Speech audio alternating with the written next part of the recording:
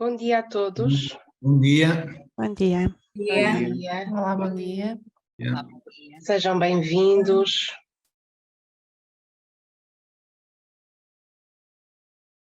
Bom dia. Bom dia.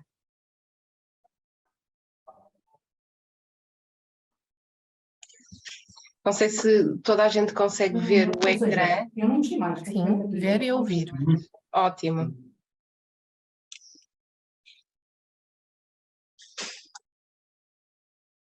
Muito bem. Estamos mais ou menos dentro da hora, já passaram alguns minutinhos, creio que entretanto acederá mais gente, mas vamos dar início, até porque hoje o tema é um tema um bocadinho mais extenso e tentaremos cumprir o horário programado. Bom, bem-vindos então a esta sessão de hoje, dedicada à conciliação do trabalho e família.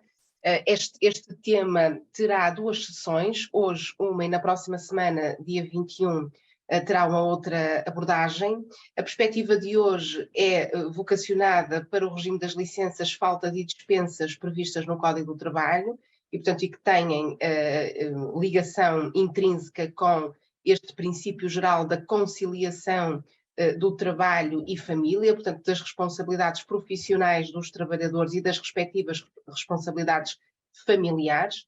E tentaremos hoje, nesta análise conjunta, perceber como é que atualmente o Código do Trabalho se posiciona nesta matéria das licenças, faltas e dispensas, sendo certo que, e daremos alguma relevância também a essas novidades, que a Lei 13 de 2023, do passado dia 3 de abril, que aprovou um conjunto de medidas no âmbito da agenda do trabalho digno e, portanto, que alterou profundamente o Código do Trabalho, trouxe, de facto, novidades em matéria de dispensas, de faltas e de licenças. Portanto, é nesta perspectiva que hoje analisaremos este tema. Na próxima semana falaremos também da conciliação do trabalho e família, mas na ótica mais das diferentes formas de flexibilização de tempos de trabalho, que os trabalhadores com responsabilidades familiares podem ou não ser obrigados pelo empregador a prestar e, portanto, mas hoje entraremos neste tema. Faremos como ontem, portanto, eu já estou aqui a reconhecer algumas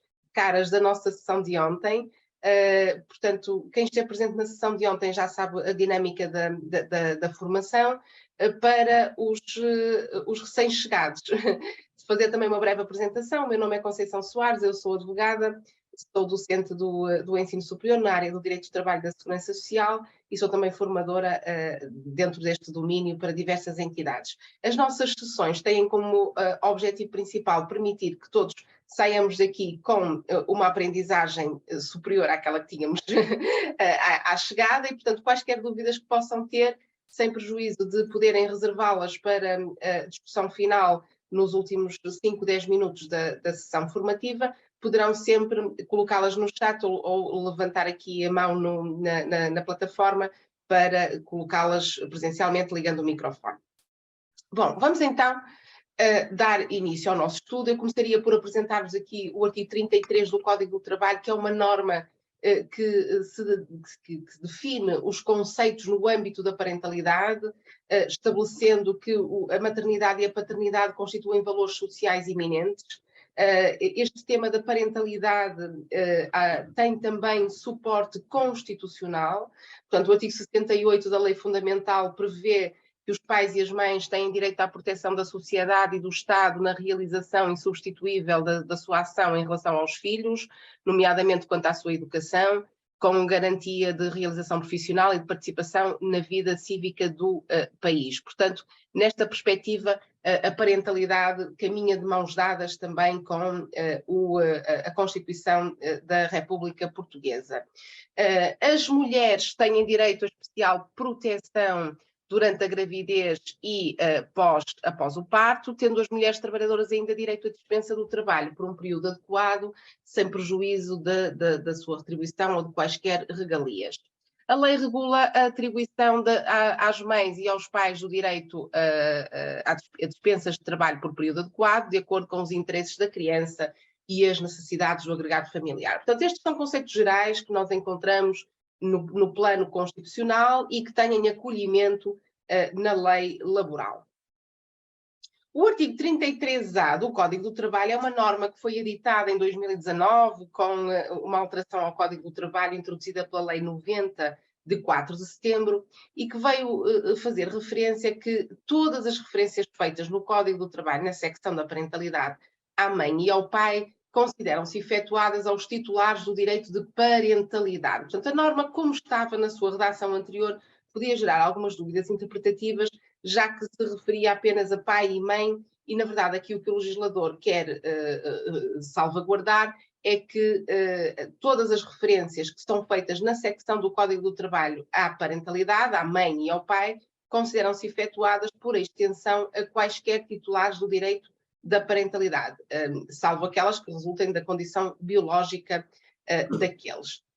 Às situações de adoção por casais do mesmo sexo, aplica-se também o disposto nos artigos 44 e 64. Nós hoje falaremos destas normas. Na prática é a possibilidade de estender alguns direitos que são conferidos pelo legislador aos progenitores, no caso de adoção de crianças por casais do mesmo sexo. O legislador, com esta norma, pretendeu esclarecer, então, de um ponto de vista terminológico, que as referências a pai e a mãe se aplicam aos titulares dos direitos de parentalidade. Assim, a trabalhadora grávida ou puérpera goza a licença parental exclusiva da mãe, gozando o outro titular do direito de parentalidade, ainda que sejam pessoas do mesmo sexo, portanto, o outro progenitor, goza do direito de parentalidade da licença exclusiva do pai, ainda que se trate, então, de casais do mesmo sexo. A Lei 2 de 2016, de 29 de fevereiro, veio consagrar também um importante avanço, eliminando as discriminações no acesso à adoção, ao apadrinhamento civil e demais relações jurídicas familiares, permitindo a adoção por casais do mesmo sexo. Portanto, nesta matéria também tivemos já um avanço. A parentalidade, ou melhor dito, a adoção, estava até 2016 restringida a procedimentos requeridos por casais de sexo distinto, portanto, homem e mulher, e essas discriminações deixaram puramente de existir com a Lei 2 de 2016, de 29 de fevereiro, passou a permitir-se de forma clara a adoção e o apadrinhamento, portanto, que é outra figura jurídica também, regulada, apadrinhamento civil, regulada especificamente a casais do mesmo sexo. Vamos olhar agora para as diferentes licenças que o Código do Trabalho prevê e, portanto, que são muito úteis porque o gozo das mesmas, portanto, e a utilização pelos trabalhadores destas licenças permite-lhes uma melhor conciliação das responsabilidades familiares com as responsabilidades profissionais que assumem. Nesta matéria, o artigo relevante é a norma do artigo 35 do Código do Trabalho, estabelece então aqui quais são os diferentes direitos, licenças, faltas, dispensas que são atribuídas aos trabalhadores em matéria de parentalidade. A licença em situação de risco clínico durante a gravidez, portanto, quando estamos a falar de uma gravidez de risco, a licença para deslocação a unidade hospitalar localizada fora da ilha de residência para a realização de parto. Esta licença está aqui numa cor um bocadinho diferente, que ela nem sempre esteve no Código do Trabalho. Ela foi introduzida em 2019 e é uma licença mais vocacionada para trabalhadores insulares, portanto, que residam numa determinada ilha e tenham que se deslocar a outra ilha para a realização do parto. A licença por interrupção de gravidez, a licença parental em qualquer das suas modalidades, nós hoje analisaremos em pormenor, a licença por adoção.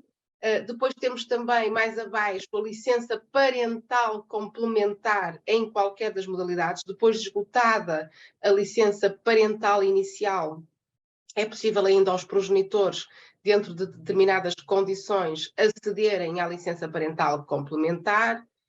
Inclusive o Código do Trabalho, com as alterações introduzidas em abril, portanto, pela Lei 13, vem prever que essa licença parental complementar assuma agora contornos um bocadinho diferentes, sempre na ótica da conciliação, de facilitar a conciliação das responsabilidades familiares com as responsabilidades profissionais, e ainda estamos a aguardar a regulamentação específica, portanto, a alteração do diploma que regula a proteção da parentalidade, portanto, mas está previsto que o subsídio a atribuir aos trabalhadores em gozo de licença parental complementar seja também majorado, passando dos atuais 25% para 35%, portanto, mais uma vez, na perspectiva. Não esqueçamos que a agenda do trabalho digno, os principais princípios subjacentes à agenda do trabalho digno, um deles é, de facto, a conciliação da vida pessoal com a vida profissional e, portanto,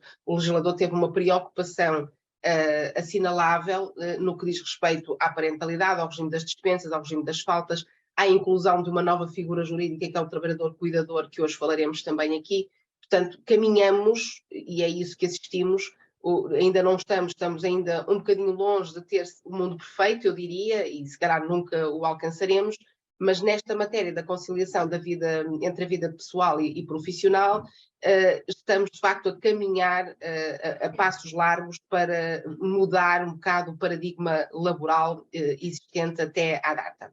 Em matéria de dispensas, eu salientava aliada à linha F, a dispensa da prestação de trabalho por parte de trabalhadora grávida, puérpera ou lactante, por motivo de proteção da sua segurança e saúde e respectivo acompanhante nas deslocações interilhas das regiões autónomas, portanto também é uma das licenças, uma das dispensas que foi introduzida em 2019 e que não existia até à data. A dispensa da prestação de trabalho por parte de trabalhadora grávida, puérpera ou lactante, por motivo de proteção da sua segurança e saúde. A dispensa para consulta pré-natal, que hoje também abordaremos. A dispensa para avaliação para adoção. Dispensa para amamentação ou aleitação.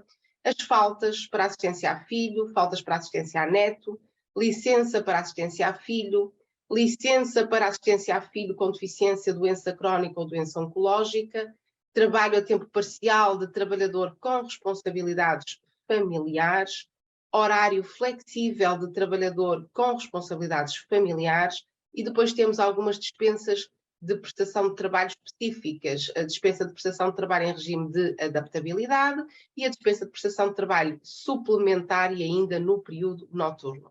Eu fiz-vos esta apresentação um bocadinho en passant, porque nós, nos slides seguintes, iremos analisar cada uma destas dispensas e licenças com mais detalhe. Queria também dar-vos conta do artigo 35A do Código do Trabalho, uma norma que foi editada em 2019, dedicada aqui à proibição de discriminação pelo exercício dos direitos de maternidade e paternidade, que vem dizer de forma muito expressa que é proibida qualquer forma de discriminação em função do exercício pelos trabalhadores dos seus direitos de maternidade e paternidade. Incluem-se nesta proibição, nomeadamente, discriminações remuneratórias relacionadas com a atribuição de prémios de assiduidade e produtividade, bem como afetações desfavoráveis em termos da progressão na carreira. Portanto, como veem aqui, o legislador não existia até 2019, mas em 2019 teve o cuidado de deixar de forma expressa a proibição de discriminação, particularmente ao nível remuneratório, e muito concretamente no que respeita à atribuição de prémios. Prémios estes que podem assumir diferentes tipologias, assiduidade, produtividade. Portanto, os trabalhadores em gozo dos seus direitos parentais não poderão ser prejudicados nem verem a sua progressão na carreira afetada de forma desfavorável em função do gozo desses mesmos direitos. Portanto, manterão o direito a receberem os prémios que recebiam até à data e não poderá haver nenhum tipo de discriminação nem remuneratória nem de progressão na carreira. Nenhum trabalhador pode ser discriminado pelo facto de exercer direitos que lhe advenham no âmbito da parentalidade, quer seja então na progressão na carreira ou na atribuição de prémios de assiduidade e produtividade. Eu queria que fizessem a ponte também com a norma do artigo 31, número 4, que confere tutela contra a discriminação ao nível da retribuição e que estipula que as licenças, faltas ou dispensas relativas à proteção na parentalidade não podem fundamentar diferenças na retribuição dos trabalhadores. Portanto, não são critérios que a lei possibilite justificarem a discriminação, a prática de remunerações diferenciadas. É importante neste âmbito atendermos a alguns conceitos em matéria de parentalidade, nomeadamente deveres que o empregador, que o trabalhador tem para junto do empregador fazer valer os direitos que lhe são atribuídos pela legislação laboral. O artigo 36 consagra-nos aqui 3 conceitos muito relevantes: o de trabalhadora grávida, puérpera e lactante. É considerada trabalhadora grávida para efeito da eficácia e concretização dos direitos e deveres previstos no Código do Trabalho a trabalhadora que se encontra em estado de gestação e que informa o empregador do seu estado por escrito com a apresentação de atestado médico. Já a trabalhadora puérpera é a trabalhadora parturiente e durante um período de 120 dias subsequentes ao parto, que informa o empregador do seu estado, por escrito, com a apresentação de atestado médico ou certidão de nascimento do menor, portanto, da criança, do filho. Trabalhadora lactante é a trabalhadora que amamenta o filho e informe o empregador do seu estado, por escrito, com a apresentação de atestado médico.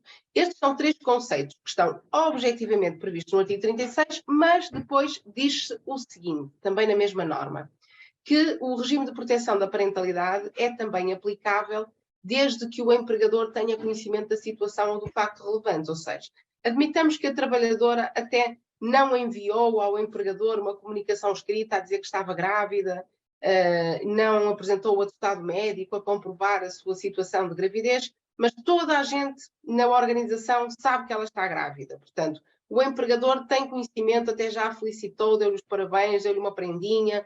Portanto, é óbvio que esta situação, o facto da trabalhadora não ter apresentado o atestado médico, não invalida o conhecimento por parte do empregador. Ele teve conhecimento dessa circunstância ainda que por outras vias e, portanto, o que releva aqui é o ato do conhecimento. Se ele ficar demonstrado, ainda que não tenha sido cumprido rigorosamente o procedimento do dever de comunicação imposto à trabalhadora, o regime de proteção de parentalidade aplicar-se-á de forma plena. Vamos olhar então para a licença em situação de risco clínico durante a gravidez. A primeira daquele artigo 35 que vos assinalei há instantes. Portanto, o artigo 37 do Código do Trabalho define o risco clínico para a trabalhadora grávida ou para o nascituro, impeditivo do exercício de funções e independentemente do motivo que determine esse impedimento e esteja este ou não relacionado com as condições de prestação de trabalho. Caso o empregador não proporcione à trabalhadora o exercício compatível da atividade com o seu estado e a sua categoria profissional, a trabalhadora terá direito a uma licença em situação de risco clínico durante a gravidez, pelo período de tempo que venha a ser definido por prescrição médica e que se mostre necessário para prevenir o risco. Sem prejuízo, naturalmente, depois do nascimento da criança, a mãe beneficiar do direito à licença parental inicial. Dar-vos conta que há aqui um procedimento a observar pela trabalhadora, portanto, para efeitos de acionar esta licença, a trabalhadora deve informar o empregador e apresentar atestado médico que comprove a sua situação, o seu estado, a duração previsível da licença, prestando esta informação com antecedência de 10 dias no mínimo ou em caso de urgência comprovada pelo médico logo que possível. Portanto, nós vamos perceber hoje, sempre que estamos a falar de faltas, de dispensas, de licenças, o legislador associa um procedimento a observar pelos trabalhadores, geralmente associados a comunicações com avisos prévios. É óbvio que nestas circunstâncias de gravidez, por vezes, os fenómenos que dão origem às ausências dos trabalhadores não são previsíveis e, portanto, não é compatível fazer-se uma comunicação com antecedência prévia que a lei define. Reparem, muitas das vezes, no caso de uma trabalhadora que se encontre grávida, não consegue antecipar que daqui a 10 dias vai ficar numa situação de risco clínico de gravidez. Portanto, muitas vezes são situações súbitas. Desde que comprovadas pelo médico, fica assegurado o cumprimento desta norma do artigo 37, número 2. Efeitos da licença em situação de risco clínico durante a gravidez. Está previsto, os efeitos estão previstos no artigo 61 e 65, número 1, a linha A do Código do Trabalho. Esta norma é muito importante. Ela passa muitas vezes despercebida aos agentes, aos responsáveis de recursos humanos e aos empresários, e muitas vezes também aos trabalhadores, mas esta norma é crucial, ela está um bocadinho deslocada daquele que é o regime, por exemplo, das faltas, que está nos artigos 230 e tal, e seguintes, do regime também das dispensas, mas é muito importante que estão mais dispersas no Código do Trabalho. Esta norma é uma norma farol, muito importante. Porquê? Porque nós lá encontramos os efeitos das dispensas, das faltas ao trabalho dos trabalhadores, que muitas vezes não estão regulados na secção ou na subsecção específica.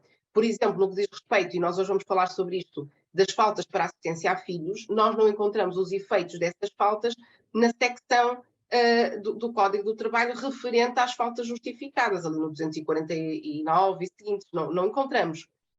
E onde é que nós podemos localizar esse esclarecimento? É no artigo 65. Portanto, o artigo 65 é uma norma muito importante relativa aos efeitos das licenças, faltas e dispensas, e no que respeita concretamente à licença em situação de risco clínico durante a gravidez, estabelece esta norma que a mesma não determina a perda de quaisquer direitos, salvo quanto à retribuição. Portanto, a trabalhadora terá direito a receber por parte da Segurança Social, desde que reunidos os pressupostos do prazo de garantia, do índice de profissionalidade, que a legislação da Segurança Social prevê, terá acesso a esse subsídio. Portanto, o empregador não terá o dever de pagar a retribuição durante este período. No entanto, e o que releva aqui na esfera do empregador é que este período de licença é considerado como prestação efetiva de serviço para todos os efeitos.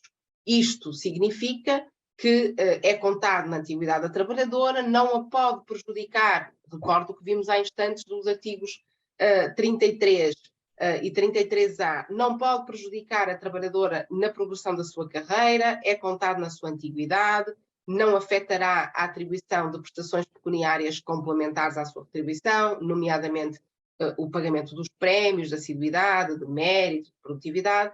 Portanto, dar-vos então conta desta previsão. Quanto ao prazo de garantia para que a trabalhadora possa oferir o subsídio pago pela Segurança Social por risco clínico durante a gravidez, é necessário que a trabalhadora tenha descontado, portanto, tenha um registro de carreira contributiva de 6 meses seguidos ou interpelados. Portanto, não têm que ser consecutivos. Estes descontos terão que ter sido feitos ou para a Segurança Social ou para um outro sistema de proteção social, nacional ou estrangeiro, desde que não haja sobreposição dos períodos contributivos. Para completar este prazo de 6 meses, é contado, se for necessário, o mês em que inicia a licença, desde que nesse mês, pelo menos, tenha descontado um dia. Imaginemos que é uma trabalhadora com uma antiguidade muito pequenina, portanto, que nunca trabalhou. Se tiver só 5 meses, imaginemos, de descontos, e trabalhar no mês de junho 4 ou 5 dias, vai ser contado este mês de junho para a atribuição do subsídio por risco clínico durante a gravidez, uma vez que ela tem pelo menos registado no mês 6 um dia de contribuições. Se a trabalhadora não reunir o prazo suficiente de garantia nestes termos, pode ter direito ao subsídio social por risco clínico, desde que satisfaça a condição de recurso, ou seja, a trabalhadora, nem ela, nem o seu agregado familiar à data do requerimento podem possuir património mobiliário, depósitos bancários, ações, obrigações, certificados de aforro, títulos de participação e unidades de participação em instituições de investimento coletivo, de valor superior a 240 vezes o montante do IAS, portanto, do indexante dos apoios sociais, que atualmente em 2023 se situa nos 480,43 €. Por outro lado, constitui condição de recursos para que a trabalhadora possa oferir este subsídio por risco clínico durante a gravidez, o facto de a mesma ter um rendimento mensal por pessoa ou do agregado familiar igual ou inferior a 80% do valor do IAS. Portanto, atualmente os tais 351,05 € correspondem a 80% de 480,43. A trabalhadora deverá requerer a atribuição deste subsídio no prazo de 6 meses a contar do primeiro dia em que já não trabalhou. O modelo específico da Segurança Social para pedir a atribuição desta prestação social é este que se encontra aqui identificado, que é encontrado na Segurança Social Direta. O montante de subsídio a pagar à trabalhadora corresponde a 100% da remuneração de referência da trabalhadora. Atenção que a remuneração de referência, para este efeito, não equivale exatamente à remuneração base da trabalhadora. Há aqui algumas particularidades. A Segurança Social usa um método de cálculo um bocadinho diferente e, portanto, quando às vezes pensamos que recebe 100% da remuneração, não é 100% da remuneração base, é 100% da remuneração de referência. Mais adiante, eu já vos explico como é que esta remuneração é calculada. Se os beneficiários residirem nas regiões autónomas, o montante de subsídio por risco clínico durante a gravidez tem um acréscimo de 2%.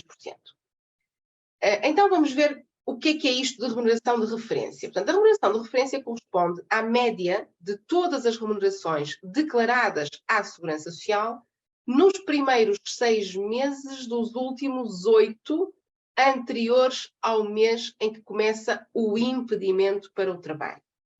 E somam-se estas remunerações, expurgando, no entanto, os subsídios de férias e de Natal, ou outros de natureza análoga, em Portugal são os de férias e o de Natal, que hajam sido pagos neste período, portanto, dos primeiros 6 dos últimos 8 meses.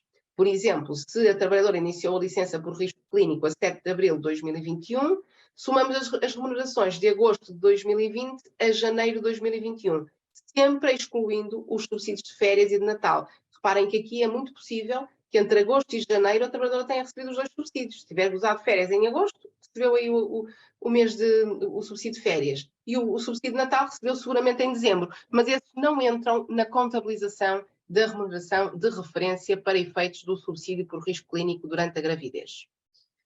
O montante diário do subsídio será então 100% da remuneração de referência, este RR, em que a remuneração de referência, o R corresponde a R sobre 180, portanto 180 são os tais 6 meses, R é o total das remunerações registadas na Segurança Social nos primeiros 6 meses civis imediatamente anteriores ao segundo mês que antecede o início do impedimento para o trabalho, ou seja, nos primeiros 6 dos últimos 8. Ou então, caso não haja registro de remunerações naquele período de 6 meses, por ter havido lugar à totalização de períodos contributivos, R é igual ao total das remunerações registadas na Segurança Social desde o início do período de referência até ao dia que antecede o do impedimento para o trabalho. E o número de meses a que as mesmas se reportam. O período de atribuição deste subsídio. Bom, a lei estabelece que o subsídio por risco clínico durante a gravidez é pago à trabalhadora durante todo o período de tempo que o médico considerar ser necessário para evitar o risco para a saúde da mãe ou do nascituro. Quanto à licença para deslocação à unidade hospitalar localizada fora da ilha de residência para a realização de parto. Eu já vos referi como é que surge esta licença, ela foi introduzida em 2019, está dedicada às trabalhadoras grávidas residentes nas regiões autónomas, situações em que a mulher grávida resida numa ilha e precisa de se deslocar para um hospital fora da sua área de residência para a realização do parto, e está então prevista a concessão de uma licença por maternidade anterior ao parto, pelo período de tempo que for também clinicamente considerado adequado à deslocação, sem que esta licença interfira depois com o período e com o gozo da licença parental inicial, que ocorrerá somente a partir do momento do nascimento da criança. Para que esta licença seja acionada, a trabalhadora deverá comunicar por escrito ao empregador, mediante a apresentação de atestado médico, do qual consta a duração previsível da licença, comunicação esta a efetuar com antecedência mínima de 10 dias ou, em caso de urgência comprovada, assim que possível. Aqui peço desculpa que este até está repetido, este slide. Quanto à licença por interrupção de gravidez, o artigo 38 do Código do Trabalho prevê que, em caso de interrupção da gravidez, a trabalhadora tem direito a licença com duração entre 14 e 30 dias, devendo, para o efeito, informar o empregador da circunstância concreta, apresentando logo que possível um atestado médico com indicação do período da licença que terá que ser definido pelo médico. Estas licenças, nos termos da linha C, não determinam a perda de quaisquer direitos, tal quanto à retribuição, e são consideradas como prestação efetiva de serviço. Portanto, a licença por interrupção de gravidez, exceto no que diz respeito à retribuição, que é assegurado pela Segurança Social o pagamento do respectivo subsídio, também não afeta nenhum outro direito da trabalhadora. O prazo de garantia a cumprir pela trabalhadora para poder aceder ao subsídio por interrupção de gravidez é de 6 meses civis seguidos ou interpelados, com registro de remunerações à data do início do impedimento para o trabalho. Para a contagem destes 6 meses, consideram-se os períodos de registro de remunerações também que possam existir ao abrigo de outros regimes de proteção social, ainda que estrangeiros, incluindo também o da função pública, mas atenção, desde que não haja sobreposição desses períodos. Muito importante também é dar-vos conta que a eventual cessação ou suspensão do contrato de trabalho durante o período em que a trabalhadora está a receber o subsídio por interrupção de gravidez não prejudica o direito à atribuição destas prestações. Portanto, a trabalhadora mantém o direito a receber o subsídio por interrupção de gravidez, ainda que, entretanto, o seu contrato de trabalho tenha cessado e independentemente da causa de cessação do mesmo.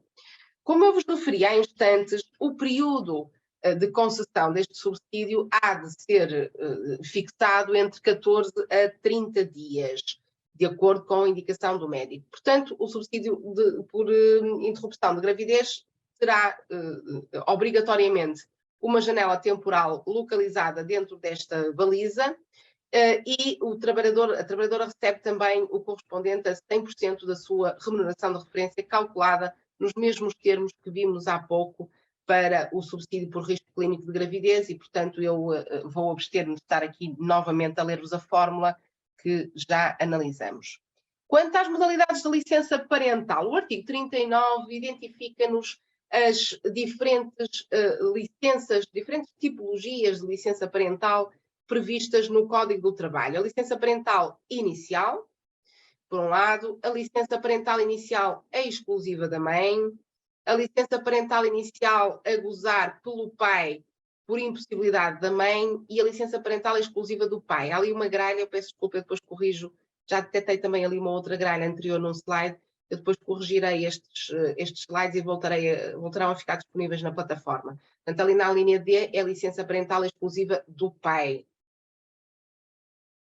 Vamos olhar para a licença parental inicial. A licença parental inicial tem a duração de 120, 150 ou 180 dias consecutivos.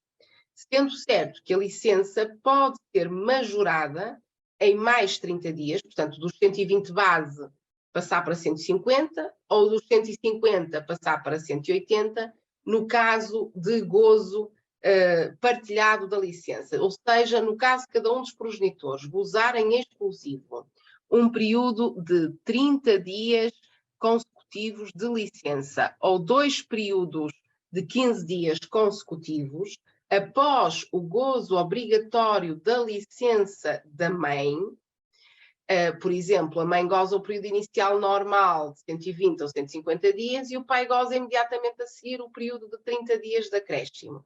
Portanto, neste caso, é possível que a licença seja majorada. No caso de nascimento de gêmeos, acresce um período de 30 dias por cada gêmeo além do primeiro. Se ocorrer internamento hospitalar da criança imediatamente após o período recomendado do internamento pós-parto, que são geralmente 2 dias, 3, devido à necessidade de cuidados médicos especiais para a criança, a licença em causa é acrescida do período do internamento, até ao limite máximo de 30 dias. Portanto, ainda que a criança fique internada mais do que 30 dias, só é possível acrescer à licença parental inicial mais estes 30 dias. Trago-vos aqui um exemplo. A criança nasceu em 2 de abril de 2023, a mãe iniciou o gozo da respectiva licença nesta data. A mãe teve alta no dia 4 de abril, mas a criança ficou internada até o dia 17, ou seja, 15 dias. Este período de 15 dias vai acrescer ao período da licença parental, Portanto, a licença de 120 dias passará para 135 e vai vigorar até 14/8/2023. Portanto, um bocadinho mais tarde do que seria o termo da licença normal, caso não tivesse ocorrido o internamento da criança. Nas situações em que o parto ocorra até às 33 semanas, portanto, a criança seja prematura, a licença parental inicial tem um acréscimo de 30 dias. É a licença parental por prematuridade, que está expressamente prevista na lei. O procedimento a observar pelos progenitores, em caso de optarem pela partilha do gozo da licença, é o seguinte: a mãe e o pai deverão informar os respectivos empregadores até 7 dias após o parto, da data de início e termo dos períodos a gozar por cada um, se a licença for partilhada, entregando para o efeito a declaração conjunta de partilha. O gozo da licença parental inicial em simultâneo, da mãe e do pai que trabalhem na mesma empresa. Se for uma microempresa, portanto, uma empresa que empregue menos de 10 trabalhadores, portanto, até 9 inclusive, depende de acordo com o empregador. Portanto, há aqui também uma salvaguarda, uma tentativa de colocar nos pratos da balança um equilíbrio entre aquilo que são os direitos dos trabalhadores, obviamente, e aquilo que são também as necessidades de serviço do empregador. Caso a licença parental não seja partilhada pela mãe e pelo pai, o progenitor que gozar a licença deve informar o respectivo empregador até 7 dias após o parto da duração da licença e do início do respectivo período, devendo para o efeito juntar uma declaração do outro progenitor, da qual conste que o mesmo exerce atividade profissional e que não vai gozar licença parental inicial. Se não for apresentada a declaração de partilha da licença, a licença presume-se que é gozada pela mãe. O subsídio parental inicial é atribuído então à mãe ou ao pai por um período até 120 ou 150 dias seguidos, de acordo com a opção dos pais, sem prejuízo dos direitos da licença exclusiva da mãe, de que já falaremos de seguida. O período entre os 120 e os 150 dias pode ser gozado em simultâneo pelo pai e pela mãe. No caso de nascimento sem vida, só há lugar ao período de 120 dias, portanto não é possível majorar a licença em mais 30 dias. Ao período de 120 ou 150 dias podem ser acrescidos 30 dias. Em que circunstâncias? Temos duas possibilidades. A partilha da licença, nos moldes que já fomos avançando, se cada um dos pais gozarem em exclusivo um período de 30 dias seguidos ou 2 períodos de 15 dias seguidos após o período obrigatório da mãe, são os 42 dias consecutivos após o nascimento da criança, é a licença exclusiva da mãe, ou então, no caso de nascimento de gêmeos, porque para além do primeiro, por cada gêmeo nascido com vida além do primeiro, acrescerá um período de 30 dias seguidos a somar à licença parental inicial. O subsídio parental é calculado exatamente nos mesmos termos que já vimos para as outras prestações, nomeadamente o subsídio por risco clínico durante a gravidez e o subsídio por licença de grávida que tenha que se deslocar a outra ilha. Não são incluídos na contabilização destas remunerações os subsídios de férias e o de Natal, volto a salientar. O formulário que deverá ser preenchido e entregue na Segurança Social para efeitos de instrução do pedido do subsídio parental é o que se mostra aqui assinalado, e o prazo para apresentação é de 6 meses a contar da data do nascimento da criança, que é o facto que determina a proteção social. O subsídio por licença parental não determina a perda de quaisquer direitos, mais uma vez, salvo quanto à retribuição, e é considerado como prestação efetiva de serviço. Vamos olhar para a licença parental exclusiva da mãe. Esta só a mãe é que pode gozar. Está prevista no artigo 41. Com a Lei 13 de 2023, de 3 de abril, houve aqui uma pequena alteração, que eu não sei se é uma alteração de semântica, mas enfim, mas o legislador mudou de facto aqui a terminologia. Portanto, a mãe pode gozar até 30 dias da licença parental antes do parto. Esta é uma possibilidade. A mãe pode optar por, daqueles 120, 150 ou 180 dias da licença parental, inicial, que vimos nos slides anteriores, gozar, não tem que ser 30 dias, mas até 30 dias antes do parto. É uma opção da mãe, fazê-lo ou não. Não é muito frequente, porque se o fizer depois corta ao período de duração subsequente, e não será esse em regra o interesse da trabalhadora progenitora, mas é possível que o faça. Portanto, se a mãe não estiver num estado de risco clínico durante a gravidez, portanto, com uma gravidez perfeitamente saudável, e que pretenda começar a gozar a licença ainda antes da criança nascer, pode fazê-lo até ao limite de 30 dias. Por outro lado, é obrigatório o gozo por parte da mãe de 42 dias consecutivos de licença a seguir ao parto. O que é que mudou aqui? Até 30 de abril de 2023, a lei falava em 6 semanas. E agora passou a falar em 42 dias. Portanto, isto, 6 vezes 7, 42, 6 semanas, e por 7 dias cada semana, dará os 42 dias. Mas, de facto, o legislador vem agora falar em 42 dias e substituiu as 6 semanas pelos 42 dias. A trabalhadora que pretenda gozar parte da licença antes do parto, portanto, deve informar o empregador dessa intenção e indicar a data previsível do parto através de atestado médico com antecedência mínima de 7 dias, ou então, se em caso de comprovada urgência, logo que possível. Estes períodos dos 30 dias facultativos e antes as 6 semanas, agora os 42 dias obrigatórios, incluem-se nos 120 ou 150 dias. Portanto, é muito importante termos isto em atenção. Não são os 120 mais os 42 dias. Dentro dos 120, 150 ou 180, daquilo que, entretanto, puder vir a ser a decisão de ambos os progenitores, estão incluídos quer os 30 dias da licença facultativa, quer os 42 dias, anteriormente às 6 semanas, da licença exclusiva da mãe. Prazo de garantia para que a mãe possa ter acesso ao subsídio pela licença obrigatória, portanto, dos 42 dias. Não estou a falar do prazo de garantia da licença parental, apenas para a licença obrigatória e exclusiva da mãe. Basta que a mãe tenha descontado em pelo menos um dos 6 meses imediatamente anteriores ao dia em que deixou de trabalhar. Portanto, é um prazo de garantia muito pouco exigente, mas que se percebe que assim seja, porque obviamente qualquer mulher que seja mãe precisa de uma licença imediatamente após o parto para poder recuperar-se a si e acompanhar a criança. Portanto, esta licença exclusiva da mãe, correspondente a 42 dias consecutivos, não são úteis, portanto são 42 dias consecutivos após o parto, para que a mãe possa aceder ao subsídio parental decorrente desta licença, basta que tenha um prazo de garantia correspondente ao desconto em pelo menos um dos 6 meses imediatamente anteriores em que deixou de trabalhar. Portanto, se a mãe tiver trabalhado nos últimos 4 meses apenas um mês ou um mês e meio, não perde a possibilidade de aceder ao subsídio por licença exclusiva. A mãe, uma vez, os efeitos do gozo desta licença não afeta a sua retribuição, já verificamos, aliás, afeta a sua retribuição na medida em que a pessoa recebe um subsídio parental, mas não afeta nenhum outro direito retributivo e é considerado como prestação efetiva de serviço.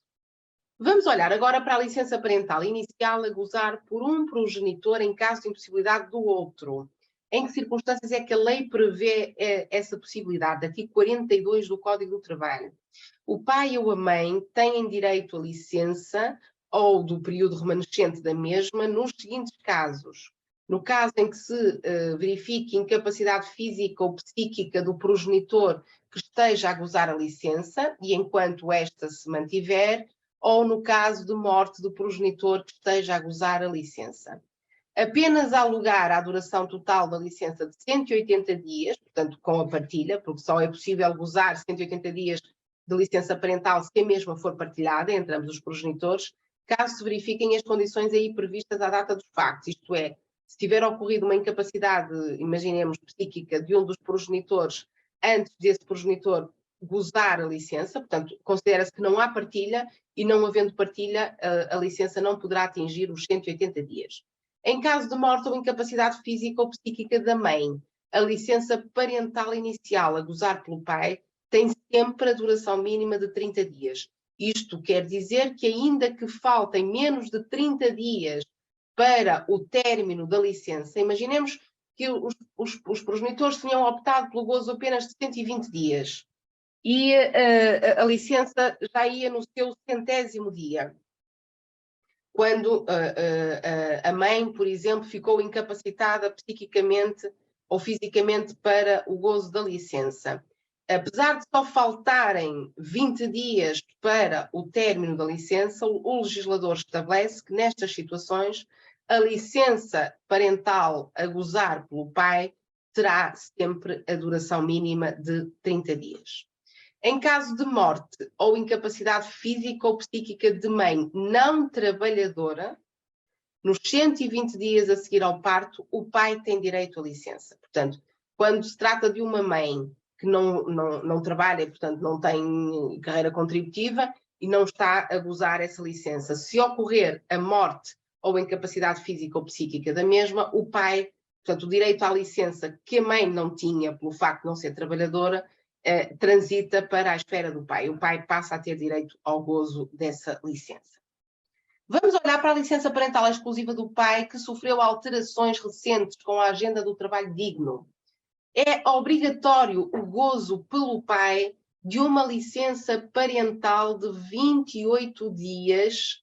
28 dias, não são 28 dias seguidos, úteis, desculpem, são 28 dias seguidos. No regime anterior tínhamos 20 dias úteis e agora desapareceu a palavrinha úteis, o que significa que a licença parental exclusiva do pai é de 28 dias de calendário, seguidos ou interpolados, com o gozo mínimo de 7 dias nos 42 dias seguintes ao nascimento da criança.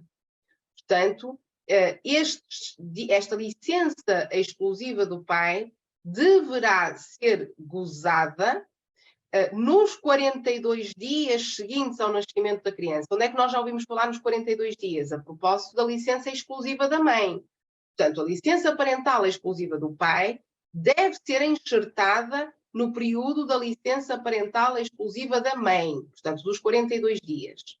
Notem que, pelo menos, 7 destes 28 dias devem ser gozados de modo consecutivo imediatamente após o parto.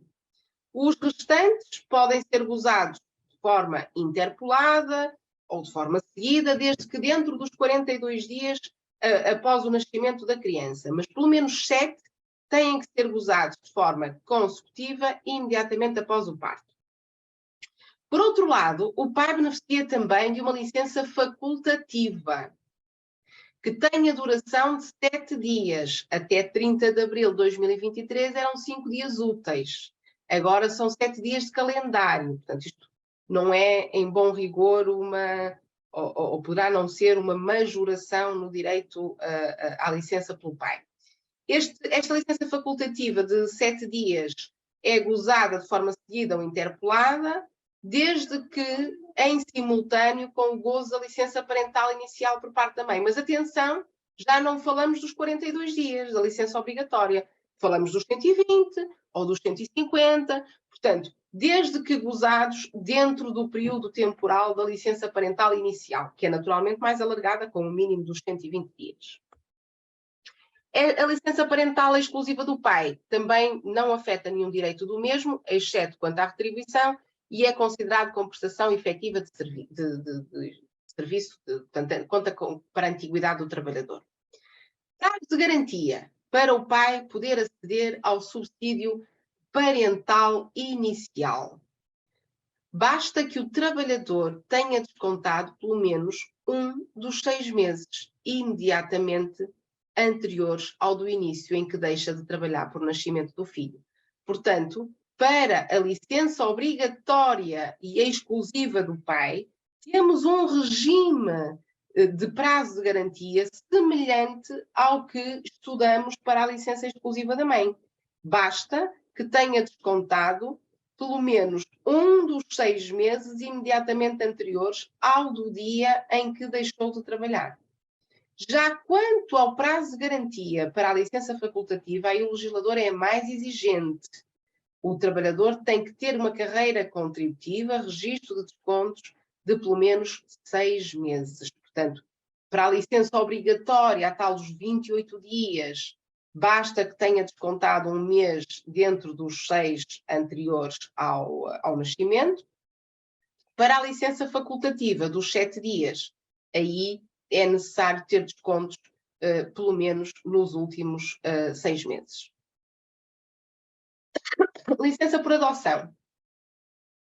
A licença por adoção está regulada no artigo 44 do Código do Trabalho. Estamos a falar de adoção de menor de 15 anos. O candidato adotante tem direito à licença parental inicial.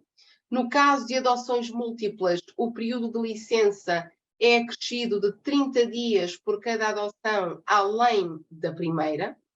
O candidato adotante não tem direito à licença em caso de adoção de filho do cônjuge ou de pessoa com quem vive em união de facto. Portanto, há aqui uma exclusão do direito à licença por adoção se o adotado for filho do cônjuge ou de pessoa que vive em união de facto com o trabalhador que pretende usar essa licença.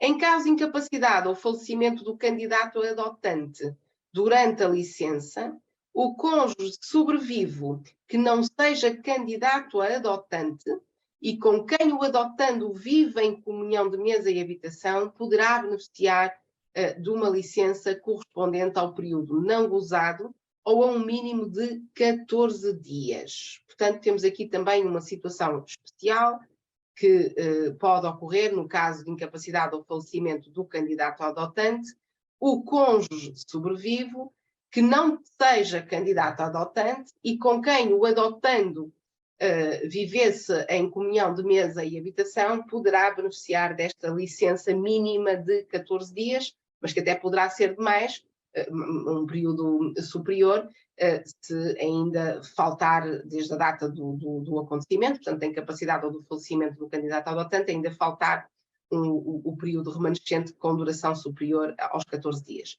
A licença tem sempre início a partir da confiança judicial ou administrativa que é concedida nos termos do regime jurídico da adoção. Portanto, a partir do momento em que o tribunal ou os serviços administrativos da Segurança Social confiem aquela criança àqueles candidatos adotantes.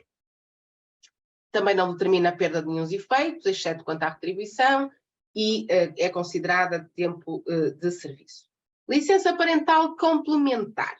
Ela está prevista no artigo 51 e prevê, então, a possibilidade de os progenitores optarem por recorrerem à licença parental complementar depois de esgotada a licença parental inicial, desde que esteja em causa filho ou adotado com idade não superior a 6 anos. O que é normal ver-se é os pais pedirem a licença complementar logo após terminar a licença parental inicial. Mas não é obrigatório que assim seja. Pode terminar o gozo da licença parental, os progenitores regressarem ao serviço, trabalharem algum tempo e só mais tarde requererem a licença parental complementar. Desde que a criança não tenha idade superior a 6 anos, é possível o gozo da licença parental complementar. É necessário que o progenitor faça uma comunicação escrita ao empregador com antecedência mínima de 30 dias para poder beneficiar desta licença e ela assume 4 modalidades.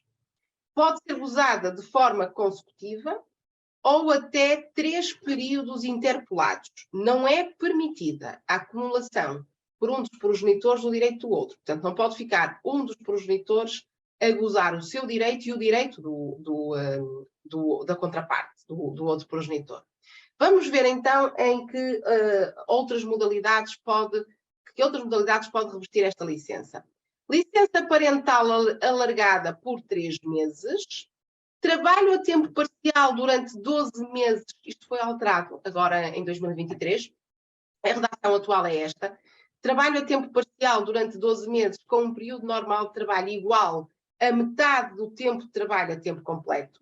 Portanto, é a possibilidade de cumular licença com trabalho a tempo parcial. Portanto, o trabalhador trabalha, imaginemos, metade do dia e a outra metade está a gozar a licença. Portanto, trabalho a tempo parcial durante 12 meses, com um período normal de trabalho igual a metade do tempo de trabalho a tempo completo. Ou então, outra modalidade, outra tipologia de licença parental que pode ser uma solução, é o gozo de períodos intercalados de licença parental alargada e de trabalho a tempo parcial. A licença complementar também, o gozo de licença parental complementar não afeta nenhum direito do trabalhador, exceto quanto à retribuição, uma vez que, neste caso, o trabalhador terá direito a um subsídio. Atualmente, eu ainda coloquei aqui a percentagem dos 25%, porque ainda não foi alterado o regime jurídico da proteção social na eventualidade da parentalidade. Mas o que está previsto, e a resolução do Conselho de Ministros, que tem mais ou menos um mês, já aprovou essa alteração, só falta ser publicada em Diário da República, é que este valor passe para 35%, ok? 35% da remuneração de referência, sempre com um limite mínimo de 40% do valor do IAS. Licença para assistência a filho. Depois de esgotado o período da licença complementar, os progenitores têm direito a uma licença para assistência a filho. De que modo? Pode ser usada consecutivamente ou de forma interpolada e até um período máximo de 2 anos. Cuidado aqui que, no caso de se tratar de terceiro filho ou mais, a licença em causa passa para o limite de 3 anos. Tem uma majoração de mais 1 ano. Isto é um estímulo aos trabalhadores terem mais bebés. O trabalhador tem direito à licença se o outro progenitor exercer atividade profissional ou estiver impedido ou inibido totalmente de exercer o poder paternal. Portanto, há lugar a esta licença para assistência a filho se o outro progenitor estiver a exercer atividade profissional. Se houver 2 titulares, a licença pode ser usada por qualquer deles ou por ambos em períodos sucessivos, nunca acumulando, não é? Nunca ambos ao mesmo tempo, nenhum acumular os direitos do outro, portanto, pode haver o gozo sucessivo. Durante o período de licença para assistência a filho, o trabalhador não pode exercer outra atividade incompatível com a respectiva finalidade, nomeadamente trabalho subordinado. Obviamente que enquanto o trabalhador está a gozar a licença para assistência a filho, no âmbito do empregador X, por exemplo, não pode estar a trabalhar por conta do empregador Y.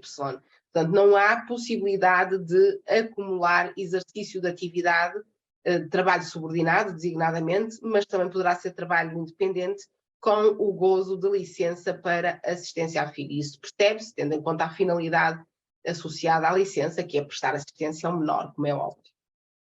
Procedimento a observar pelo empregador, pelo trabalhador, junto do empregador. O trabalhador deverá informar o empregador por escrito, observando o aviso prévio de 30 dias, prestando as seguintes informações: data de início e termo do período em que pretende gozar a licença, até aqueles limites que vimos no slide anterior, que o outro progenitor tem atividade profissional e não se encontra ao mesmo tempo em situação de licença, ou que está impedido ou inibido totalmente de exercer o poder paternal, deve declarar também que o menor vive com ele em comunhão de mesa e habitação e fazer prova que não está esgotado o período máximo de duração da licença, que serão os 2 anos, ou no caso de ser o terceiro filho ou mais, os 3 anos.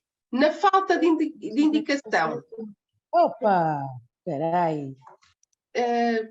Na falta de indicação por parte do trabalhador do período pretendido para o gozo da licença, a licença terá a duração de 6 meses. Portanto, o legislador assume que se o trabalhador não fizer menção da data de início do gozo da licença e da data do termo, portanto, do período durante o qual pretende gozar a licença para assistência a filho, a mesma terá a duração de 6 meses. Licença para assistência a filho com deficiência, doença crónica ou doença oncológica. Portanto, temos aqui mais uma outra licença que é importante dentro deste princípio basilar da conciliação entre as responsabilidades profissionais e familiares. Aqui releva a norma do artigo 53 do Código do Trabalho, que estabelece a possibilidade de o trabalhador beneficiar de uma licença por período até 6 meses, prorrogável até 4 anos, para prestação de assistência a filho com deficiência, doença crónica ou doença oncológica. Caso o filho com deficiência, doença crónica ou doença oncológica tenha 12 ou mais anos de idade, a necessidade de assistência deverá ser confirmada por atestado médico. Esta licença pode ser prorrogável até ao limite máximo de 6 anos, nas situações de necessidade de prolongamento da assistência que venha a ser confirmada por atestado médico. O limite máximo de duração não é aplicável no caso de filhos com doença prolongada em estado terminal, que seja também confirmada por atestado médico. Esta norma teve uma alteração em 2019, passou a incluir os filhos com doenças oncológicas, porque esta norma apenas apreciava e regulava a licença para assistência a filho com deficiência ou doença crónica, e passou de 2019 em diante a prever também as situações de assistência a filhos com doença oncológica, exatamente nos termos que estão aqui vertidos neste slide. Passou então a incluir expressamente as situações de doença oncológica. Por outro lado, foi aumentado também em 2019 o prazo máximo deste tipo de licença, já que passou a ser prorrogável até ao limite máximo de 6 anos, quando anteriormente eram apenas 4 anos. Subsídio para assistência a filho. Trata-se de uma prestação atribuída ao pai ou à mãe para prestar assistência ao filho com deficiência, doença crónica ou doença oncológica, que a criança tem que estar naturalmente integrada no agregado familiar e desde que o outro progenitor exerça atividade e não tenha requerido a atribuição do subsídio pelo mesmo motivo. Ou então, nas situações em que o outro progenitor, apesar de não exercer atividade, pode estar impossibilitado de prestar assistência. Basta pensarmos numa situação em que um dos progenitores está também ele doente, não é? E, portanto, não está em condições de prestar assistência aos menores. Prazo de garantia. Para a atribuição deste subsídio, o trabalhador ou a trabalhadora deverão ter reunido um prazo de garantia correspondente a um mínimo de 6 meses civis, seguidos ou interpelados, com registro de remunerações, à data do impedimento para o trabalho. Também para a contagem deste período de garantia, consideram-se eventuais períodos de registros de remunerações ao abrigo de outros regimes de proteção social, nacionais ou estrangeiros, desde que não se verifique a tal sobreposição temporal. O valor do subsídio corresponde a 65% da remuneração de referência, trata-se aqui da norma do artigo 35 do Decreto-Lei 91 de 2009, o método de cálculo do valor do subsídio é idêntico ao que vimos para as outras prestações, portanto não precisamos estar aqui a ver em detalhe. Vamos olhar agora para o regime das dispensas. Dispensa para avaliação para a adoção, no âmbito de processos de adoção.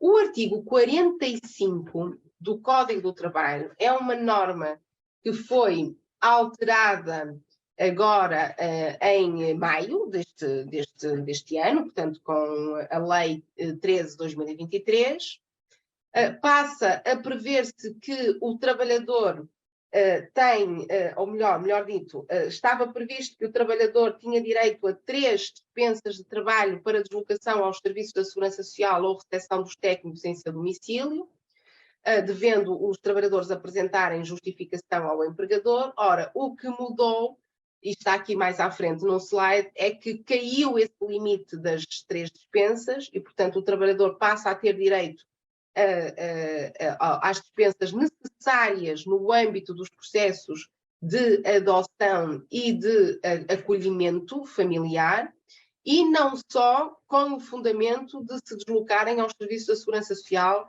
ou para receberem os técnicos no seu domicílio. Desde que as dispensas sejam integradas no âmbito dos procedimentos, ou por um lado por adoção ou de acolhimento familiar, não tem que ser necessariamente com um destes motivos que o trabalhador justifica as suas dispensas ao trabalho. Por outro lado, e é de facto muito relevante, a circunstância de ter deixado o legislador ter deixado cair o teto das 3 dispensas, como veremos já de seguida. Dispensa para consulta pré-natal. O artigo 46 estabelece que a trabalhadora grávida tem direito à dispensa do trabalho para consultas pré-natais, pelo tempo e número de vezes necessários, portanto não há limite. A trabalhadora deve, sempre que possível, comparecer à consulta pré-natal fora do horário de trabalho. Sabemos, no entanto, que as consultas pré-natais, que muitas vezes são realizadas pelo Serviço Nacional de Saúde, têm lugar nos centros de saúde ou nos hospitais públicos em que não é possível negociar a hora da consulta e, portanto, a trabalhadora tem mesmo que comparecer dentro daquele horário. Não se trata de uma falta, trata-se de uma dispensa, ok? E as dispensas não têm limite de número, portanto, é o tempo, às vezes, que forem necessárias. Sempre que a consulta pré-natal só seja possível durante o horário de trabalho, o empregador pode exigir à trabalhadora a apresentação de prova desta circunstância e da realização da consulta ou declaração dos mesmos factos. Nota aqui para uma circunstância que muitas vezes já me têm questionado e que está prevista na lei: a preparação para o parto é equiparada à consulta pré-natal. Quanto ao direito dos progenitores homens, o pai tem direito a 3 dispensas do trabalho para acompanhar a grávida às consultas pré-natais. O que é que... Estou a ler. Houve aqui uma pequena... Eu ia pedir à Luísa que desligasse o microfone, por favor, só para não criar aqui interferência. Obrigada. Portanto, no que diz respeito às dispensas para consultas pré-natais, a trabalhadora grávida tem então direito a dispensas de trabalho pelo tempo e número de vezes necessários, portanto, sem limite. O empregador pode, no entanto, exigir que a trabalhadora apresente comprovativo de que a consulta pré-natal só poderia ser realizada naquela hora e não fora do horário de trabalho. Quanto ao pai, o pai pode acompanhar a mãe às consultas pré-natais, mas aqui já há limites. São 3 as dispensas que no máximo podem ocorrer. E, muito importante aqui, a Lei 90/2019 substituiu anteriormente a referência à norma do artigo 46, que respeitava ao direito do pai, portanto, às dispensas do pai, falava em trabalhadora. Dizia que o pai tem direito a 3 dispensas de trabalho para acompanhar a trabalhadora às consultas pré-natais. E agora passou a estabelecer-se para acompanhar a grávida às consultas pré-natais. A dispensa para consulta pré-natal tem aqui um tratamento diferenciado. Lembram-se de ter falado no artigo 65 do Código do Trabalho, um tal artigo muito importante relativo às licenças, às dispensas e às faltas? Pois bem, esta norma do artigo 65, número 2, prevê que a dispensa para consulta pré-natal não determina a perda de quaisquer direitos e é considerada como prestação efetiva de trabalho. Quer isto dizer que, durante o período das dispensas, a trabalhadora não perde nenhum dos seus direitos, incluindo o remuneratório. E quem deve pagar a retribuição, peço desculpa, pelo período, respeitante ao período da dispensa, é o empregador. Portanto, a dispensa para consulta pré-natal não determina a perda de nenhum direito da trabalhadora, incluindo o direito da retribuição que se mantém a ser pago pelo empregador. E, por outro lado, naturalmente, é considerada como prestação efetiva de serviço. Vamos olhar agora para as dispensas para consulta de procriação medicamente assistida, que estão previstas também no artigo 46, mas agora no artigo 46A, portanto há aqui um artigo que foi editado, e que veio prever a possibilidade do trabalhador ter 3 dispensas de trabalho para consultas no âmbito de cada ciclo de tratamentos de procriação medicamente assistida.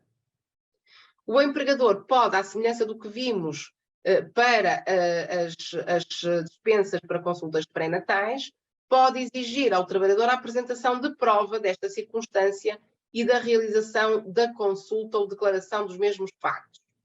A dispensa para consulta de procriação medicamente assistida tem exatamente os mesmos efeitos que vimos para as dispensas para consultas pré-natais, ou seja, não determinam a perda de nenhum direito do trabalhador e é considerada como prestação efetiva de serviço. Portanto, durante estas dispensas, o trabalhador mantém o direito a ser remunerado como se estivesse a prestar a sua atividade efetiva. Dispensa para amamentação ou aleitação. Artigo 47-A do Código do Trabalho. A mãe que amamenta o filho tem direito à dispensa de trabalho para o efeito durante o tempo que durar a amamentação. No caso de não haver amamentação e desde que ambos os progenitores exerçam atividade profissional, portanto, esta é uma condição sine qua non, desde que ambos os progenitores exerçam atividade profissional, qualquer deles ou ambos, consoante decisão conjunta, poderão ter direito à dispensa para aleitação.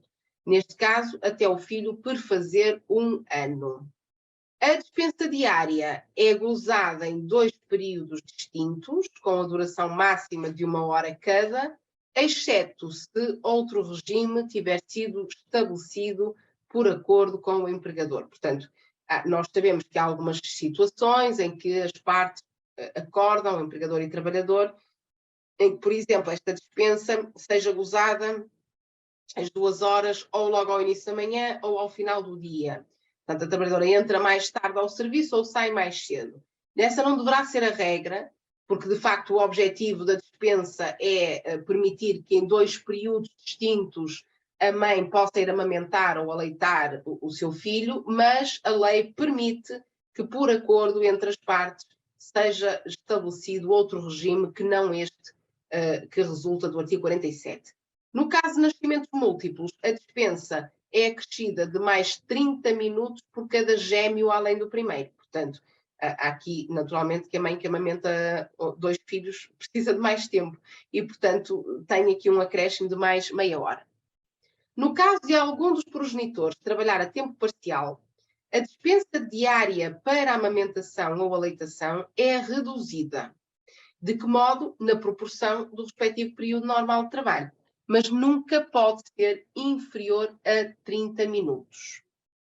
Neste caso, a dispensa diária será gozada em período não superior a 1 hora e, sendo o caso disso, num segundo período com a duração remanescente, exceto se outro regime for, mais uma vez, estabelecido por acordo entre as partes, portanto, trabalhador, trabalhadora e empregador. O procedimento a observar para a instituição desta dispensa. A trabalhadora deve comunicar ao empregador, com antecedência de 10 dias relativamente ao início da dispensa, que amamenta o filho. Para o efeito, deverá apresentar atestado médico se a dispensa se prolongar para além do 1º ano de vida do filho. Isto significa que, se a mãe amamentar a criança para além de 1 ano, portanto, se a criança for amamentada até aos 2 anos ou até um período superior, a lei estabelece que a trabalhadora deverá fazer prova por apresentação de atestado médico que ainda se encontra a amamentar a criança. Até a criança por fazer 1 ano, não é necessário, no caso da amamentação, apresentar atestado médico. A partir de 1 ano de vida do filho ou da filha, a mãe que pretenda continuar a beneficiar da dispensa para a amamentação tem que demonstrar junto do empregador que está a amamentar e, para o efeito, apresentar atestado médico. No que diz respeito à dispensa para a aleitação, o progenitor que dela pretenda beneficiar deve comunicar ao empregador que aleita o filho, com antecedência de 10 dias relativamente ao início da dispensa, deve apresentar documento do qual conste decisão conjunta, se for o caso, deve declarar qual o período de dispensa gozado pelo outro progenitor, se for o caso, ou seja, se houver partilha, se não for sempre o mesmo progenitor a gozar a dispensa para a aleitação, uma semana pode ser o pai, outra semana pode ser a mãe, tem que haver este documento da decisão conjunta e a informação dos períodos que serão gozados pelo outro progenitor. Prova que o outro progenitor exerce atividade profissional e, caso seja trabalhador por conta de outrem, que informou o respectivo empregador da decisão conjunta. Portanto, tem que também fazer demonstração junto do empregador que o outro progenitor tem atividade profissional e, não sendo trabalhador independente, portanto, sendo um trabalhador subordinado, também deve fazer-se prova de que informou o empregador respectivo desta decisão de aleitarem conjuntamente a criança nestes moldes. A dispensa para a amamentação ou aleitação não determina a perda de nenhum direito do trabalhador ou da trabalhadora e é considerada como prestação efetiva de serviço, o que significa de trabalho, o que significa que não pode haver redução da retribuição, não pode haver prejuízo na progressão da carreira do trabalhador e a remuneração é paga integralmente, mesmo durante o período da dispensa pelo empregador. Vamos olhar agora para o regime das faltas. Faltas para assistência a filho e a neto. Comecemos pelas faltas para assistência a filho, artigo 49 do Código do Trabalho. O trabalhador pode faltar ao trabalho para prestar assistência inadiável e imprescindível em caso de doença ou acidente a filho menor de 12 anos, ou, independentemente da idade, a filho com deficiência ou doença crónica, até ao limite de 30 dias por ano, ou durante todo o período de uma eventual hospitalização.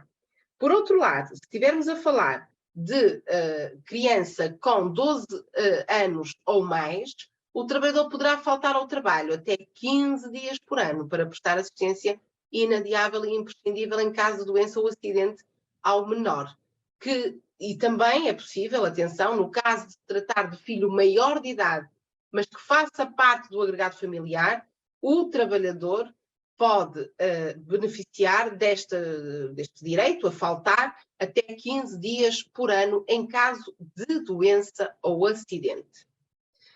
Aos períodos de ausência, acrescerá um dia por cada filho além do primeiro. A possibilidade de faltar, nestes termos, não pode ser exercida ao mesmo tempo pelo pai e pela mãe. Portanto, a falta para assistência a filho só pode ser exercida por um dos progenitores, ou o pai ou a mãe, nunca por ambos de forma simultânea. Para efeitos da justificação destas faltas, o empregador poderá exigir ao trabalhador a apresentação dos seguintes elementos: prova do caráter inadiável e imprescindível da assistência, em regra, aquela declaração ou atestado que é emitido pelo médico, não é? Dizer que a criança precisa de assistência inadiável e imprescindível por um período, imaginemos, de 10 dias ou 8 dias. A declaração de que o outro progenitor tem atividade profissional e não está a faltar pelo mesmo motivo, ou então a declaração que comprove que o trabalhador está impossibilitado de prestar assistência. Em caso de hospitalização da criança, é necessário também a apresentação de declaração comprovativa, passada pelo estabelecimento hospitalar. Efeitos destas faltas. Muito importante atendermos ao artigo 65, número 1, a linha G do Código do Trabalho. Trata-se de uma falta justificada. As faltas para assistência a filhos são faltas justificadas, não implicam a perda de quaisquer direitos, exceto quanto à retribuição, e são consideradas como prestação efetiva de trabalho. Quer isto dizer que o trabalhador que esteja a faltar ao trabalho para assistência ao seu filho, à sua filha, não tem direito a ser remunerado pelo empregador. Pode requerer à Segurança Social a atribuição do subsídio para assistência a filho, mas trata-se de uma falta que, pese embora revista qualificação de falta justificada, não há dúvida, é uma falta justificada, ela implica a perda da retribuição. Ao abrigo justamente desta norma da linha G do número 1 do artigo 65 do Código do Trabalho. Quanto às faltas para assistência a neto, artigo 50. O trabalhador pode faltar até 30 dias consecutivos, a seguir ao nascimento de neto, que consigo vive em comunhão de mesa e habitação e que seja filho de adolescente com idade inferior a 16 anos. Muito cuidado para não confundirmos, porque este regime das faltas para assistência a neto não são faltas para assistência a qualquer neto. Portanto, estamos a falar da possibilidade do trabalhador, que é avô ou é avó, poderem faltar ao trabalho para prestarem assistência a neto, mas nestas circunstâncias. A criança ser filha de adolescente com idade inferior a 16 anos e que vive em comunhão de mesa e habitação com o trabalhador, avô ou trabalhadora avó. Portanto, é disto que o artigo 50 trata. Se houver dois titulares do direito, há apenas lugar a um período de faltas, a gozar por um deles ou por ambos em tempo parcial ou em períodos sucessivos, nunca cumulativamente. O trabalhador pode também faltar em substituição dos progenitores para prestar assistência inadiável e imprescindível em caso de doença ou acidente a neto menor ou independentemente da idade com deficiência ou doença crónica. Portanto, estamos aqui a falar de uma situação de substituição, em que são os avós que se substituem aos progenitores na assistência aos menores. Procedimento a observar nestas circunstâncias. Informar o empregador com antecedência de 5 dias e declarar que, primeiro, o neto vive consigo em comunhão de mesa e habitação. O neto é filho de adolescente com idade inferior a 16 anos. E o cônjuge do trabalhador exerce atividade profissional ou está atualmente física ou psiquicamente impedido, impossibilitado de cuidar do neto, ou então não vive em comunhão de mesa e habitação com este. Este regime da falta para assistência a neto é também aplicável a que circunstâncias?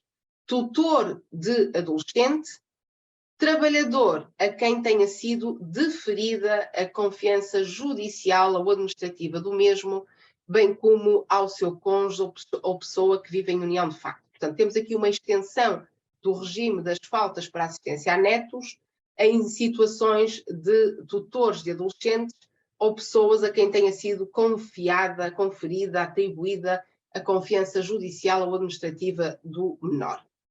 Estas faltas são justificadas, mas implicam a perda da retribuição. Tal como vimos para as faltas para assistência a filhos, as faltas para assistência a neto, apesar de serem consideradas prestação efetiva de serviço, serem faltas justificadas, portanto têm zero de afetação no registro de assiduidade do trabalhador para efeitos disciplinares, porque recordemos que as faltas injustificadas, para além de terem o efeito inerente da perda da retribuição, constituem infração disciplinar, porque constituem a violação do dever de assiduidade. Estas faltas não, são sempre faltas justificadas, portanto, não constituem a violação do dever de assiduidade pelo trabalhador. No entanto, em termos retributivos, efetivamente, elas implicam, nos termos do artigo 65, número 1, a linha H, a perda da retribuição. Vamos olhar agora para a redução do tempo de trabalho para assistência a filho menor com deficiência e doença crónica. Portanto, o artigo 54A do Código do Trabalho prevê a possibilidade dos progenitores de menores com deficiência ou doença crónica com idade não superior a 1 ano poderem beneficiar da redução de 5 horas do período normal de trabalho semanal ou outras condições de trabalho especiais para prestação de assistência a filhos. Não se aplica esta redução quando um dos progenitores não exerce a atividade profissional e não esteja impedido ou inibido totalmente de exercer o poder paternal. Se ambos os progenitores forem titulares do direito, a redução do período normal de trabalho pode ser utilizada por qualquer deles ou por ambos em períodos sucessivos. O empregador deve, por força da lei, adequar o horário de trabalho resultante da redução do período normal de trabalho, tendo em conta a preferência do trabalhador. É óbvio que também deverá atender às exigências imperiosas do funcionamento da empresa, mas auscultar sempre o trabalhador para que este lhe possa transmitir o horário preferencial para implementar-se então a redução das 5 horas do período normal de trabalho semanal.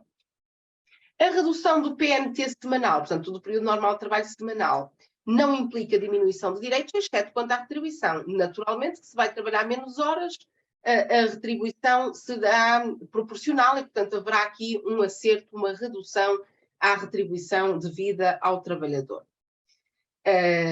Procedimento a observar pelo trabalhador: comunicar ao empregador a sua intenção, com antecedência de 10 dias, apresentar atestado médico comprovativo da deficiência ou doença crónica do menor e declarar que o outro progenitor tem atividade profissional ou que está impedido ou inibido totalmente de exercer o poder paternal e, sendo caso disso, que não exerce ao mesmo tempo este direito. Uma vez mais, estamos aqui perante uma circunstância que o legislador tenta salvaguardar. A possibilidade de redução do trabalho de tempo parcial, das licenças complementares, estes regimes que nós temos vindo a estudar, se repararam, têm sempre assento o facto do outro progenitor estar com compromissos profissionais, portanto, ter atividade profissional, ou estar impedido ou inibido totalmente de exercer o poder paternal. Porque se o trabalhador, o outro progenitor, não estiver impedido de exercer o poder paternal ou o poder parental, ou não tiver atividade profissional, muitos destes direitos podem cair por terra. Portanto, é de facto importante percebermos o procedimento a observar, porque às vezes nós também sabemos que no dia-a-dia os empregadores, obviamente, até são permissivos e nem sempre exigem por parte do trabalhador o cumprimento absoluto destes procedimentos com a antecedência mínima legalmente prevista, com todas estas declarações que nós estamos aqui a analisar, mas de facto a lei estabelece a possibilidade de o empregador exigir a apresentação desses elementos. E, portanto, se o empregador exigir, não será nada de ilegal, não será nada demasiado exigente, são apenas, ou tratar-se-á apenas do cumprimento daquilo que a lei estabelece no que diz respeito à prova.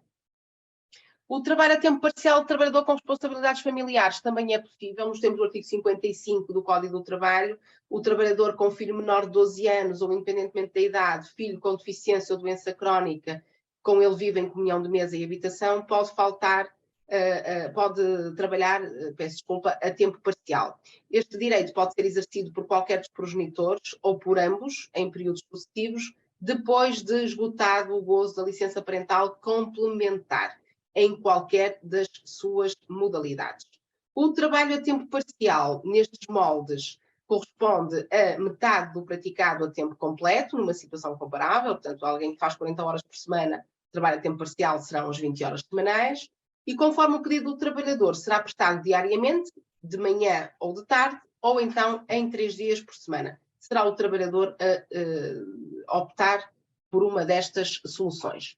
É possível este regime ser prorrogado até 2 anos, ou no caso de terceiro filho ou mais, a prorrogação poderá ir até aos 3 anos. Assim, também verifica-se a possibilidade de estender temporalmente este direito até aos 4 anos, no caso de filhos com deficiência ou doença crónica. Portanto, a prorrogação base serão os 2 anos. Se estivermos a falar de trabalhador que tenha, a que corresponda, o caso desta forma específica de trabalho, o terceiro filho ou acima do terceiro filho, 4º ou mais, portanto, terceiro filho ou mais, a prorrogação pode estender-se aos 3 anos e ainda pode ir até aos 4 anos.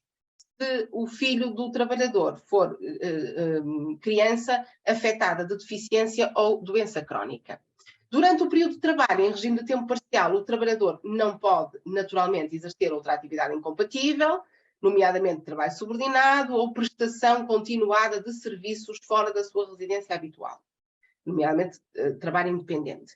A prestação de trabalho a tempo parcial cessará no termo do período para o qual foi concedida ou no da sua prorrogação, e o trabalhador, a consequência natural será o trabalhador retomar a sua prestação de trabalho a tempo completo. O trabalhador que opte pelo trabalho em regime de tempo parcial não pode ser penalizado em matéria de avaliação e progressão na carreira. A norma do artigo 55 tem esta previsão, mas nem era preciso dizer, porque nós já sabemos que o artigo 33 lá atrás, o 33A, já faziam essa proibição expressa. Temos ainda a possibilidade de o trabalhador beneficiar de horário de trabalho flexível se tiver responsabilidades familiares associadas. Portanto, o trabalhador com filho menor de 12 anos ou independentemente da idade, filho com deficiência ou doença crónica, que com ele vive em comunhão de mesa e habitação, terá direito a trabalhar em regime de horário de trabalho flexível. Este direito pode ser exercido por qualquer dos progenitores ou por ambos, e entende-se, nos termos da norma do artigo 56, por horário flexível aquele em que o trabalhador poderá escolher, dentro de determinados limites, a hora de início e de termo do período normal de trabalho diário. O horário flexível é sempre elaborado pelo empregador, cabe-lhe sempre a palavra final, deverá conter 1 ou 2 períodos de presença obrigatória, com duração igual à metade do período normal de trabalho diário, e indicar os períodos para início e termo do trabalho normal diário, cada um com duração não inferior a 1/3 do período normal de trabalho por dia, podendo esta duração ser reduzida na medida do necessário para que o horário se contenha dentro do período de funcionamento do estabelecimento. Por outro lado, o horário deve ainda estabelecer um período para intervalo de descanso nunca superior a 2 horas. O trabalhador que trabalha em regime de horário flexível pode prestar até 6 horas de trabalho consecutivo e até 10 horas por dia e deve cumprir o correspondente período normal de trabalho semanal, em média a cada período de 4 semanas. Ou seja, apesar de poder trabalhar mais horas por dia, depois tem que ser feita a compensação a cada 4 semanas, a média de trabalho diário não poderá exceder as 8. As 8, se forem as 8, o período normal de trabalho diário pode ser menos do que isso. O trabalhador que opte pelo trabalho em regime de horário flexível nunca pode ser penalizado em matéria de avaliação e de progressão na carreira. Para que o trabalhador possa trabalhar a tempo parcial ou em regime de horário flexível, deverá observar o procedimento aquele do artigo 57 do Código do Trabalho, portanto, solicitar ao empregador por escrito com antecedência de 30 dias e juntar os seguintes elementos: indicar o prazo previsto, durante o qual pretende trabalhar a tempo parcial ou em regime de horário flexível, respeitando sempre os limites máximos aplicáveis, apresentar uma declaração da qual conste que o menor vive com ele em comunhão de mesa e habitação, no regime de trabalho a tempo parcial, fazer prova que não está esgotado o período máximo de duração respectivo, e no regime de trabalho a tempo parcial, que o outro progenitor tem atividade profissional e não se encontra ao mesmo tempo em situação de trabalho a tempo parcial ou que está impedido ou inibido totalmente de exercer o poder paternal. Portanto, mais uma vez, são muito similares estes requisitos àqueles que já vimos para outras formas de justificação. E deve também ser apresentada a modalidade pretendida de organização do trabalho a tempo parcial. Portanto, se quer trabalhar 3 dias por semana, ou se quer trabalhar todos os dias só de manhã, ou todos os dias só de tarde, nos moldes que vimos há instantes. O empregador só pode recusar o pedido para trabalho a tempo parcial ou em regime de horário flexível com fundamento em exigências imperiosas do funcionamento da empresa ou na impossibilidade de substituir o trabalhador se este for indispensável. Portanto, se tratar de um trabalhador cujas funções sejam de elevadíssima responsabilidade e, portanto, não seja possível dispensar o trabalhador naqueles horários, o empregador poderá recusar o pedido. No prazo de 20 dias contados a partir da recepção do pedido, o empregador comunica a sua decisão e atenção que, se pretender recusar o pedido, deve indicar de forma fundamentada a intenção de recusa, o trabalhador pode responder e o empregador tem que enviar o processo para a CIT, para a Comissão para a Igualdade de Trabalho e Emprego, a fim desta entidade emitir um parecer quanto à recusa, quanto à intenção de recusa por parte do empregador. Portanto, temos aqui a intervenção desta entidade que irá fiscalizar se os fundamentos apresentados pelo empregador para a recusa de prestação de trabalho nestas modalidades especiais assenta em fundamentos válidos ou não. A CIT emite no prazo de 30 dias o seu parecer. Se dentro do prazo de 30 dias a CIT não enviar resposta ao empregador, considera-se que o parecer é favorável, tacitamente favorável. Se o parecer for desfavorável, o empregador só pode recusar o pedido de trabalho em tempo parcial ou trabalho em regime de horário flexível, propondo uma ação em tribunal e pedindo que o tribunal reconheça a existência de motivo justificativo. Portanto, enquanto não obtiver essa sentença, não pode recusar o pedido efetuado pelo trabalhador. Por outro lado, considera-se que o empregador aceita o pedido do trabalhador se não comunicar a intenção de recusa no prazo de 20 dias após a recepção do pedido, ou se tendo comunicado a intenção de recusar o pedido não informar o trabalhador da decisão sobre o mesmo no prazo de 5 dias após ter sido notificado pela CIT, pela Comissão para a Igualdade no Trabalho e Emprego. Por outro lado, se o empregador não remeter todo este procedimento para a CIT, dentro do prazo aquele do artigo 57 e que vimos no slide anterior, o que é que se pressupõe, o que é que se presume, ou que se considera, melhor dito, a consequência, considera-se aceite o pedido formulado pelo trabalhador. Portanto, se o empregador não submeter o pedido à CIT, para todos os efeitos, considera-se que aceita o requerimento apresentado pelo trabalhador.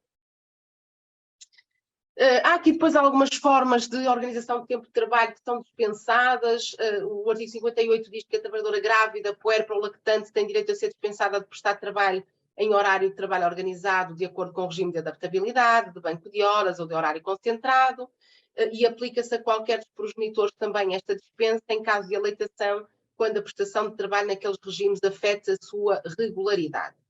Também quanto ao trabalho suplementar, prevê-se no artigo 59 que a trabalhadora grávida, o trabalhador ou trabalhadora com filho de idade inferior a 12 meses não está obrigado a prestar trabalho suplementar e a trabalhadora não está obrigada também a prestar trabalho suplementar durante todo o tempo que durar a amamentação, se tal for necessário para a sua saúde ou a da sua criança. Obviamente sabemos que o trabalho suplementar implica um sacrifício acrescido do trabalhador e, portanto, enquanto a trabalhadora está a amamentar, está dispensada, não quer dizer que se a trabalhadora quiser, pode prestar trabalho suplementar, mas está dispensada de o fazer, nos termos da lei.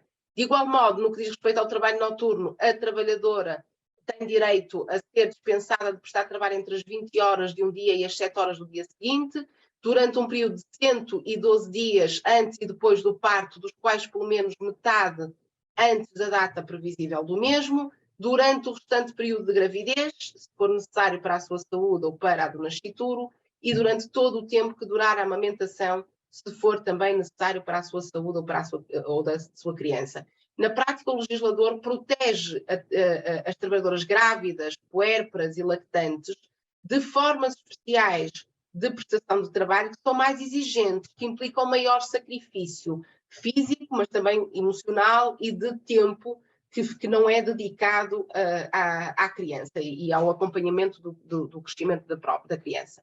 À trabalhadora dispensada da prestação de trabalho noturno deve ser atribuído sempre que possível um horário de trabalho diurno compatível e a trabalhadora é dispensada do trabalho sempre que não seja possível conferir-lhe um horário diurno.